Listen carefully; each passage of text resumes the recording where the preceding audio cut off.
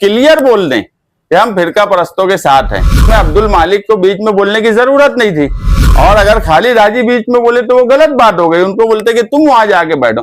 MP का letter है 3 crore budget, फला फला जगह दे दो। एमएलए का लेटर है कि 5 करोड़ बजट, फला फला जगह दे दो। तो फिर मैं बोलूंगा कि वहां झक मारने के वास्ते तुमको चुन के दिए गए एमएलए और एमपी बनाए कि हम ही बहुत काबिल है, ऐसा नहीं है।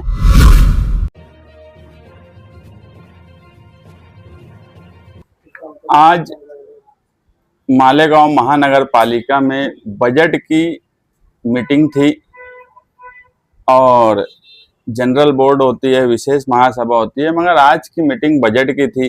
वो सबसे अहम मीटिंग थी। बजट पर पूरे शहर की तरक्की, कामकाज का इन्हिसार होता है, और मालेगांव सेकुलर फ्रंट की ये चाहत थी कि बजट पर अच्छी तरीके से चर्चा हो, बरसरे इक्तदार और अपोजिशन दोनों भी मिलकर उस पर बात करें, और जिसकी जितनी समझ है उस हिसाब से एक अच्छा बजट तैयार करने की तरफ हम जाना चाहते थे। और आप सब मीडिया वाले भी देखे होंगे कि हमने अपोजिशन वालों को भी पूरा मौका दिया बातचीत रखने का और बातचीत करने का। अहम सवाल यह है कि ये पहला बजट है जो प्रशासन राज में अब अवामी बॉडी के पास आया है। पिछला 3 बजट जो प्रशासक के नेतृत्व में पेश किया जाता था, और वही बजट मंजूर करते थे, और वो 3 सालों में शहर ने क्या खोया क्या पाया ये भी हमारे सामने है। इसलिए ये बजट हमारे लिए बहुत अहम है, और इसी पर शहर की तरक्की का इन्हिसार है। बाकी मीटिंगें होती रहेंगी, बाकी सवालात आते रहेंगे, उस पर चर्चा होती रहेंगी, मगर इतनी अहम मीटिंग में अपोजिशन का जो किरदार है वो मायूस कुन रहा। एक सवाल एकदम सीधा सा था कि प्रशासन राज में बजट आया, हॉल में बजट पेश किया गया महासभा में, उस पर अच्छी तरीके से बातचीत होना चाहिए थी, और प्रशासन से सवालात पूछना ये बरसरे इक्तदार का भी हक था और अपोजिशन का भी हक था। और हमने वही कोशिश की। जब कमिश्नर साहब ने बजट दिया और बजट पढ़कर उसके कुछ पहलू सुनाए, तो उसमें एक अहम बात यह थी कि 132 करोड़ रुपया बैंक से कर्ज लेना, ये कहीं ना कहीं मालेगांव शहरियान के लिए फिक्र की बात थी। हम जो लोग चुन के आए हैं 84 कारपोरेटर्स, उनके लिए भी फिक्र की बात है कि आज तक कारपोरेशन ने बैंक से कर्ज नहीं लिया। ऐसे हालात पीछे आए कि टीचर्स की पगार के सवालात आए तो सरकार से उधार या लोन लेना पड़ा, मगर वो सरकार से लिया गया, बैंक से कर्ज कभी नहीं लिया गया। और इतनी बड़ी रकम क्यों ली जा रही है, ये मैंने सवाल पूछा प्रशासन से कि इतनी बड़ी रकम लेंगे तो ये नौबत हमें क्यों आई। एक बॉडी जाती है, दूसरी बॉडी आती है, और इस तरह से एक निजाम चलता है। ये पहली बार था कि प्रशासक राज का एक लंबा वक्त होने के बाद इक्तदार में हम आए, और इसमें 132 करोड़ क्यों लेना पड़ रहा है, ये सवाल हमारा था। और प्रशासन से था, आयुक्त से था, जो लोग बजट बनाए उनसे था। उस पर बातचीत होना चाहिए थी, और हम उस पर बात कर रहे थे। उसी में एक सवाल था कि 679 लोगों की भर्ती करना है। दिखती बात है, इतनी बड़ी भर्ती करना, और उस भर्ती का अखराजात, उसका खर्च कैसे आएगा। तो हमारा और मेरा भी यही सवाल था कि खर्च किस तरह से किया जाएगा और क्या सोर्सेस है आमदनी के, वो प्रशासन ने बताना चाहिए। उसी में एक सवाल था, एक बड़ा सोर्स घरपट्टी का है। हम घरपट्टी बढ़ाने की हिमायत में ना कल थे ना आज इक्तदार में आने के बाद भी हम नहीं हैं, मगर किसी को छूट और किसी से वसूली ये बहरहाल बराबर बात नहीं है। प्रशासन राज में पिछले 5 साल से प्रभाग 1 में घरपट्टी बांटी ही नहीं जा रही है। जब पूरे शहर का वापिस सर्वे किया गया घरपट्टी का, तो उसमें प्रभाग 1, प्रभाग 2, प्रभाग 3, प्रभाग 4 सबका सर्वे किया गया।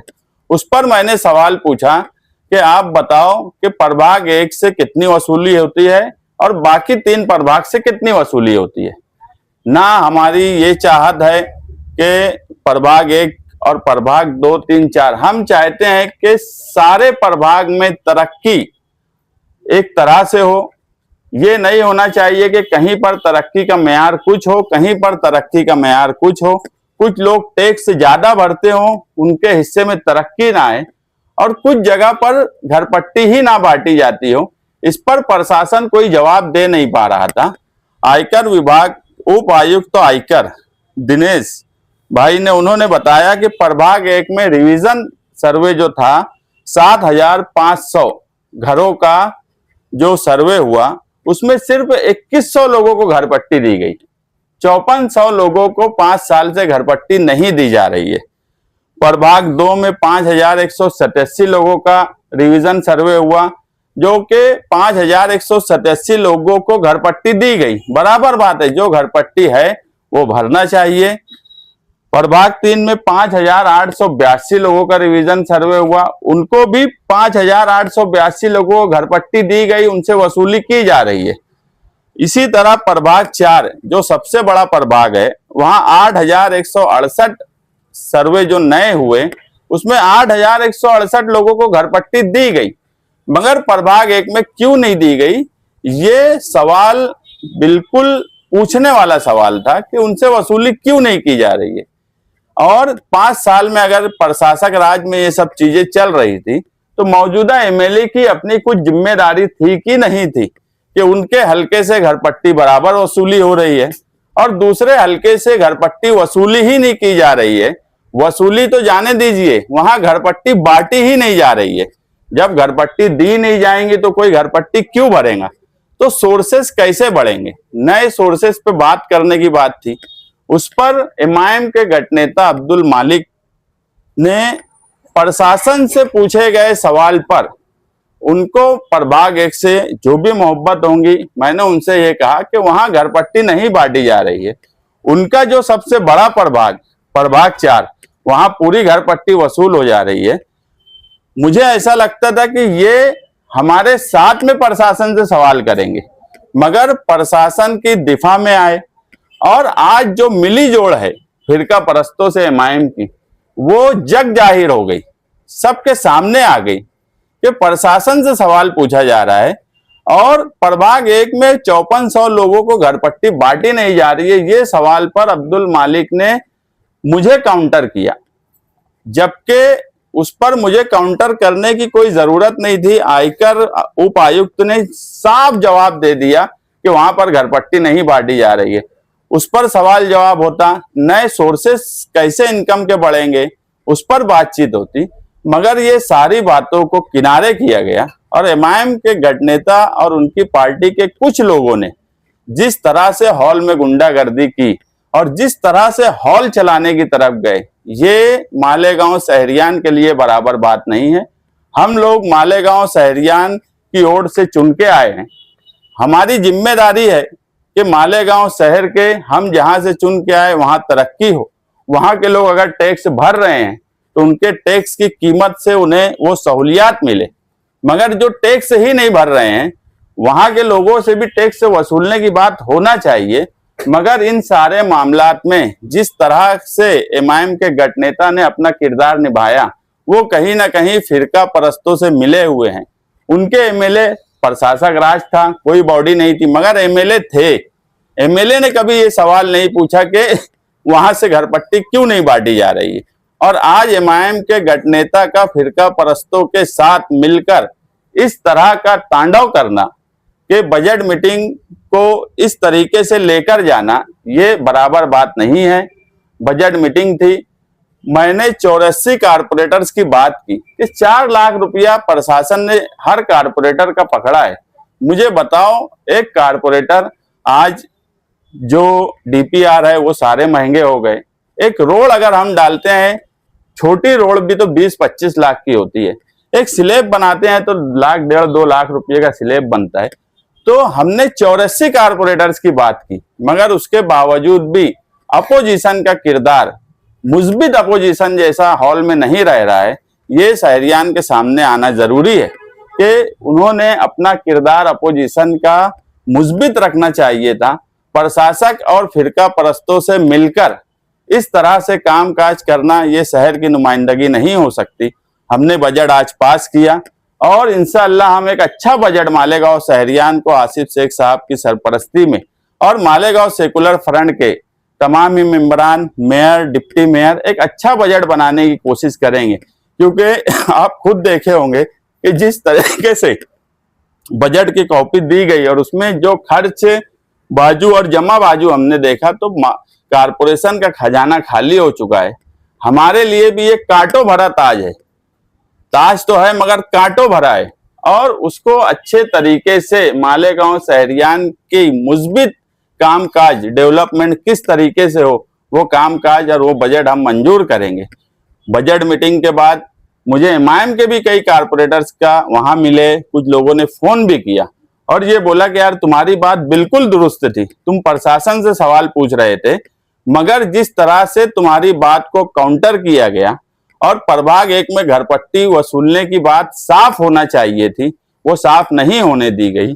मैंने ये सवाल भी उठाया कि 550 लोग मानधन पे कारपोरेशन ने लगाए हैं प्रशासक राज में, वो 550 लोग कहाँ काम कर रहे हैं, ये भी सवाल महासभा में पूछने की बात थी। प्रशासन उस पर जवाब देता था तो हमें समझ में आता कि किस प्रभाग में कितने लोग लगे हैं, क्योंकि जन्म दाखिले में जाओ वहां लोग नहीं, घर पट्टी विभाग में जाओ वहां लोग नहीं, यहाँ तक कि जितने खाते हैं कारपोरेशन के वहां पर कामकाज की कमी है, लोग नहीं है, मेन पावर नहीं है। साफ सफाई का निजाम पूरा प्राइवेट कर दिया गया है, यहाँ तक कि गटर से कचरा निकालने वाला भी प्राइवेट, कचरा उठाकर डेपो पर ले जाने वाला भी प्राइवेट, वो सारे मुलाजमीन प्राइवेट। सफाई के कारपोरेशन के कर्मचारी हैं, वो कौन से प्रभाग में काम कर रहे हैं। हमारा किसी प्रभाग से भेदभाव नहीं है मगर सब प्रभागों के साथ इंसाफ होना चाहिए, यही मालेगांव सेकुलर फ्रंट चाहता है और इसी पर हम बात करना चाहते थे। मगर एमआईएम के गठनेता का तरीका ये मालेगांव शहरियान खास तौर से मालेगांव सेंट्रल के हक में बेहतर नहीं था। प्रभाग क्रमांक 1 से क्यों वसूली नहीं हो पा रही, क्यों नहीं जा रहे, किसका दबाव है उन पर? यही सवाल तो हमने प्रशासक से पूछा।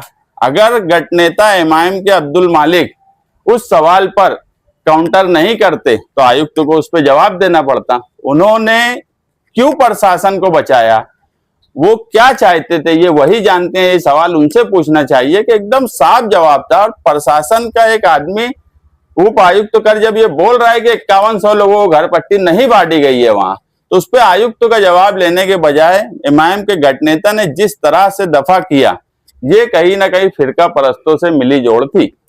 सोशल मीडिया पर अब ये भी चल रहा है कि अब्दुल मालिक मेयर बढ़ती हुई घरपट्टी के खिलाफ बोल रहे थे और इस्लाम पार्टी के कारपोरेटर ने गुंडागर्दी। सोशल मीडिया पे क्या चल रहा है ये अहम सवाल नहीं है। आप सब लोग महासभा में थे, महासभा में ये बात बताओ कि ये सच है क्या। प्रभाग 1 के सवाल पे वो मुझे काउंटर किए, मैंने कोई गलत सवाल पूछा क्या कि प्रभाग 1 में 5100 लोगों से घर पट्टी क्यों बांटी नहीं जा रही है, वसूलने की बात तो बाद में आती। तो ये तो प्रभाग 1 में लोगों को बचाने की या प्रशासन को वहां के अधिकारियों को बचाने की कोशिश अब्दुल मालिक गठनेता ने की। उन्होंने प्रभाग 2, प्रभाग 3, प्रभाग 4 के ताल्लुक से कोई बात नहीं बोली। वो क्या चाहते थे ये उनको ही मालूम। मगर कुल मिला के जो बात समझ में आती है कि फिरका परस्तों से मिली जोड़ करके अगर हॉल वो चलाना चाहते हैं तो क्लियर बोल दें कि हम फिरका परस्तों के साथ हैं।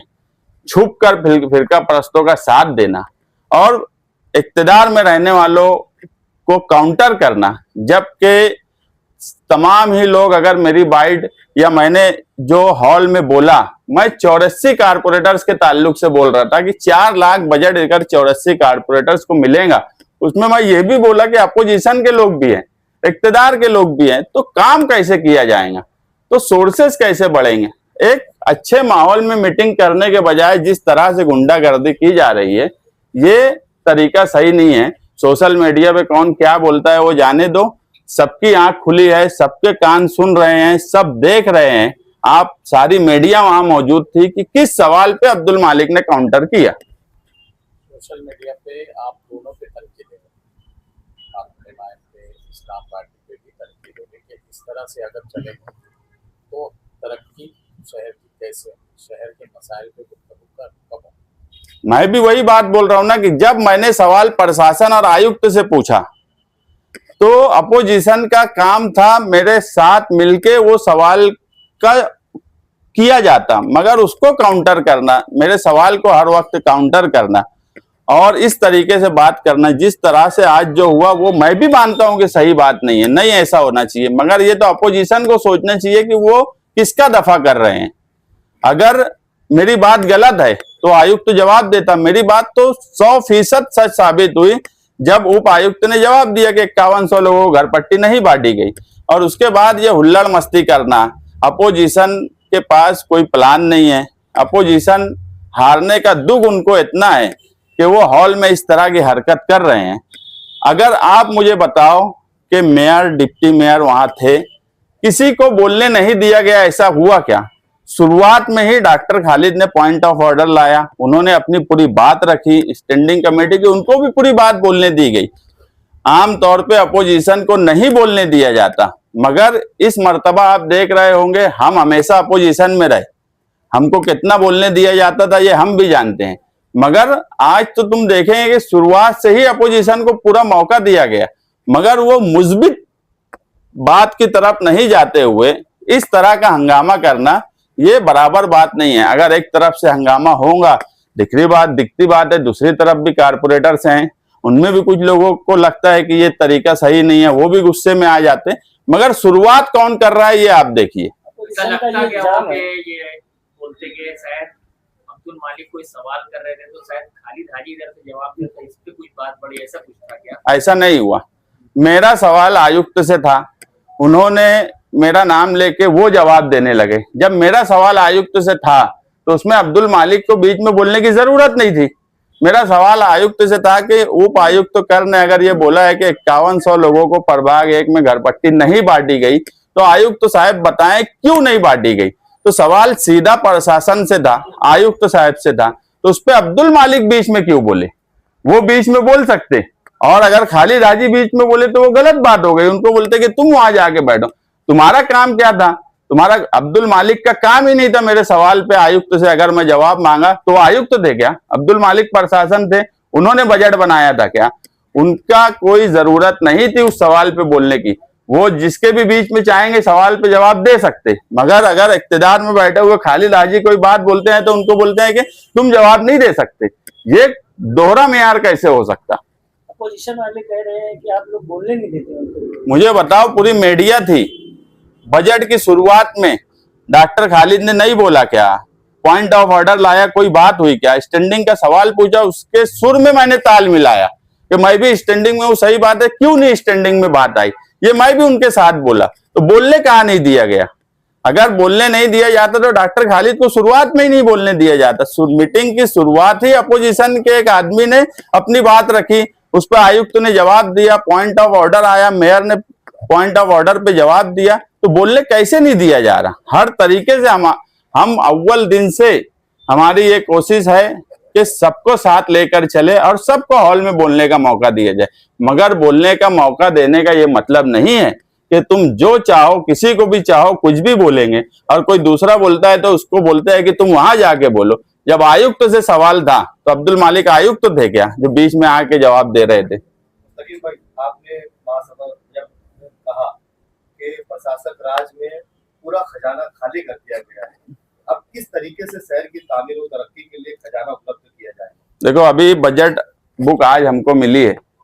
मैंने अभी बोला कि आसिफ शेख साहब की सरपरस्ती में मालेगांव सेकुलर फ्रंट के मेयर, डिप्टी मेयर, तमाम ही नगर सेवक ये काटो भरत आ जाए, मगर उसके बाद भी हम एक अच्छा बजट, इक्तिदार में रहने वाले लोग मालेगांव शहरियान के लिए एक अच्छा बजट बना के देने की कोशिश हम करने वाले हैं, और इंशाअल्लाह एक अच्छा बजट हम जल्द ही मालेगांव शहरियान के लिए देंगे। ये घर पट्टी रिवीजन की बात है, नई इमलाक पे जो नई घर पट्टी लगी है, तो कारपोरेशन प्रशासक राज में कई साल के पहले से चल रहा है ये मसला, तो ऐसा लगता है कि कारपोरेशन जो है वार्ड कमेटी नंबर 1 के जो शहरियान है या उधर के जो इमलाक है उनसे सहूलत कर रही है और इधर सख्ती से वसूल करती है। हाँ बिल्कुल, हमारा ये नहीं बोलना है कि इधर नहीं वसूली होना चाहिए, वसूली इधर भी होना चाहिए, वसूली उधर भी होना चाहिए, मगर एक हिस्से में वसूली नहीं करने का मतलब क्या था, ये तो सवाल महासभा में पूछा जाएगा ना प्रशासन से, क्योंकि 3-3.5 साल से तो प्रशासक राज था, मगर अपोजिशन को इतना दुख, इतनी तकलीफ क्यों हो रही है प्रशासन से सवाल पे। ये सवाल आप लोग अपोजिशन के गठनेता से पूछिए कि आपको बोलने का मौका मिलता, आपके आमदार तो थे ना, उस वक्त क्यों नहीं पूछे कि यार एक प्रभाग से क्यों घर पट्टी नहीं दी जा रही है, घर पट्टी वहां देना चाहिए। आप अपनी कोई जिम्मेदारी नहीं निभाते, आपके आमदार अपनी जिम्मेदारी नहीं निभाते, आप गठनेता हो हाउस में, आप अपनी जिम्मेदारी नहीं निभाते। आप किस तरीके से मालेगांव शहर के प्रभाग 2, 3, 4 के सवाल पे आपने एक लफ्ज नहीं बोला, मगर प्रभाग 1 की उनको बहुत लगी। आपने हॉल में कहा था कि एमएलए और एमपी की बोले कारपोरेशन से फंड मांगे। बिल्कुल सच बात है, मेरे पास लेटर है। आमतौर पे हमेशा ये होता है कि एमएलए और एमपी, अगर सेंट्रल गवर्नमेंट में एमपी है तो वहां से बजट ला के काम करते, रियासत में अगर एमएलए है तो वहां से बजट ला के काम करते। ये भी एक बड़ा इत्तेफाक है कि हमारे यहाँ के एमपी और एमएलए आयुक्त को लेटर दे रहे। एमपी का लेटर है 3 करोड़ बजट फला फला जगह दे दो, एमएलए का लेटर है कि 5 करोड़ बजट फला फला जगह दे दो। अगर एमएलए और एमपी कारपोरेशन से बजट लेंगे तो फिर मैं बोलूंगा कि वहां झक मारने के वास्ते तुमको चुन के दिए गए एमएलए और एमपी बनाए, तुम्हारे 84 हम कारपोरेटर चुन के आए, तुम्हारे खुद के कारपोरेटर है। अगर तुम ही बजट मांग रहे तो इसका सीधा मतलब है कि तुम सरकार में, तुम रियासती सतह पे और मुल्की सतह से तुम बजट लाने के काबिल नहीं हो। तुम कारपोरेटर की तरह यहीं से बजट मांग रहे, उनके लेटर्स है, ये बात बराबर नहीं है। ये भी मालेगांव शहर के लोगों के सामने आना चाहिए कि मौजूदा एमएलए और एमपी, अगर इनको नहीं लगता कि वो एमपी और एमएलए का जो हक है, जो उनकी जिम्मेदारी है वो नहीं निभा सकते, तो इस्तीफा दे के कारपोरेशन ही लड़ लेते, वहीं से बजट ले लेते। या अभी अगर दोनों एमएलए बोले, एमपी और एमएलए, तो हम 2 लोगों को तैयार करते, इस्तीफा दिलवा देते, ये लोग कारपोरेटर लड़के यहाँ से बजट ले ले। एमपी और एमएलए अगर कारपोरेशन से बजट मांगेंगे और रियासती सरकार से और कौमी मुल्की सरकार से 1 रुपया नहीं लाएंगे, मुझे बताओ एमपी ने 1 रुपये का बजट आज तक मालेगांव सेंट्रल में दिया क्या? एमएलए 2024 में बने, आज 1.5 साल हो गया। एक काम मुझे बता दो कि एमएलए के फंड से या रियासती सरकार से उन्होंने कोई बजट लाया क्या? लेटर देते कारपोरेशन को कि हमको बजट दो। तो सरकार में तुम क्या कर रहे, ये तो सवाल पूछा जाएगा ना, उनके लेटर्स है। ये अच्छी बात नहीं है। तुमको इतनी बड़ी जिम्मेदारी एमएलए और एमपी की इस शहर ने दी और उसके बाद आप मालेगांव कारपोरेशन से ही बजट मांगेंगे, तो फिर हम 84 कारपोरेटर बजट कहाँ से लेंगे? बजट जो है वसूली बाकी है, बजट जो है आपने पास करने का एक सूचना देने के बाद जल्दबाजी में बजट पास हो गया, बहुत वहाँ पे हंगामा हुआ के अंदर बजट पास हो गया। इसका फायदा होगा या नुकसान होगा, या आप उसमें तरमीम किस तरह से या आप कर? नहीं, देखिए, अगर अपोजिशन अपना किरदार जिस तरह से अदा की इस तरह से नहीं करती तो बजट पे पूरी चर्चा हम करने वाले थे। आप देख रहे होंगे 1.5-2 घंटा चर्चा चली, बात चल रही थी, मगर अपोजिशन अपना रूल सही नहीं निभा रही थी, तो हमको बजट को पास करना पड़ा सूचना लाके। हम चाहते थे कि अपोजिशन का भी कोई आदमी अच्छी राय दे दे जिसको हम बजट में शामिल कर सके। हम ये हमेशा मानते हैं कि हम ही बहुत काबिल है, ऐसा नहीं है।